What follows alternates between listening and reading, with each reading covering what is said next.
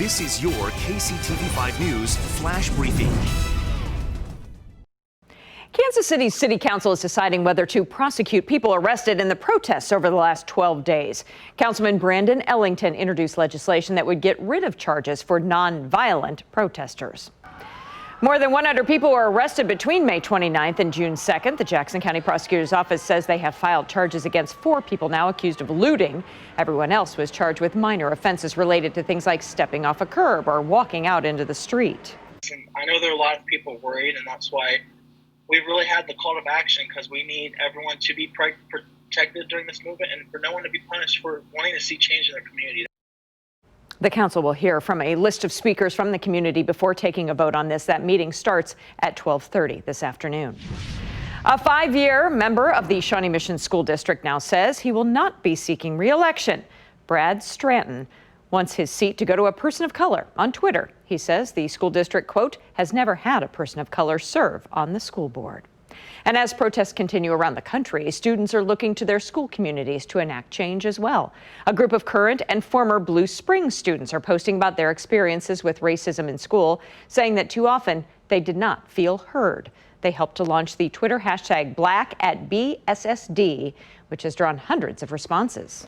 Hashtag Black at BSSD. In elementary school, my bus driver had told all the black kids to move to the back. When we asked why, she said, "You all are too loud. I don't want to hear you." When a hallway was named Africa because a lot of black students conversated around there. On the way to a debate tournament, my teammate explained how he wouldn't mind dating a black girl but would never marry one. Those students met with the district yesterday asking for curriculum changes, more inclusive policy, and stricter discipline following racist incidents. Now, the school district has since issued a response. It reads here in part, as a district, we recognize and take responsibility for the harm that has occurred in our schools. We know that our apology is not enough. We are reviewing and changing policies, addressing teachers with violations, creating an anti-racism campaign, and so much more. District goes on to say it will develop an action plan that will be ready by the fall.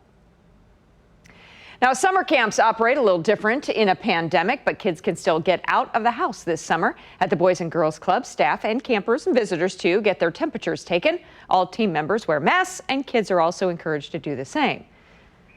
Atomic Blast is a STEM-based educational camp. Kids stay 6 feet apart, whether they're sitting at desks or walking through the hall. Normally, Boys and Girls Clubs will have close to 1,200 campers. This year, they are only having about 400. Now, all summer, the Boys and Girls Clubs of Greater Kansas City will continue to provide a hot meal program and online learning activities. Now that the remnants of Tropical Storm Cristobal have moved away, it is hot and it's humid as we go into the afternoon. And once we get later into the afternoon, the threat of strong or even severe thunderstorms will emerge. High today, 89, right at about 3 to 4 o'clock. By 5 to 6 p.m., that's when we're looking at the chance to see some scattered, strong, maybe even severe thunderstorms.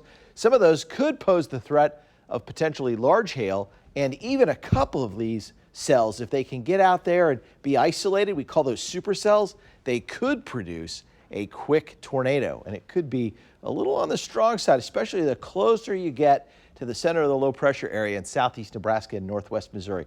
Keeping an eye on that for sure. Then overnight we have light rain moving over and a lot of wind. It becomes very windy on Wednesday with gusts in parts of the area close to 50, if not 60 miles an hour. So next 3 days, weather alert day today, 89. We'll have afternoon strong storms. Then tomorrow, morning showers, then windy 75. Finally, things calm down. Thursday looks like a great day, a mix of sun and clouds and a high of 85.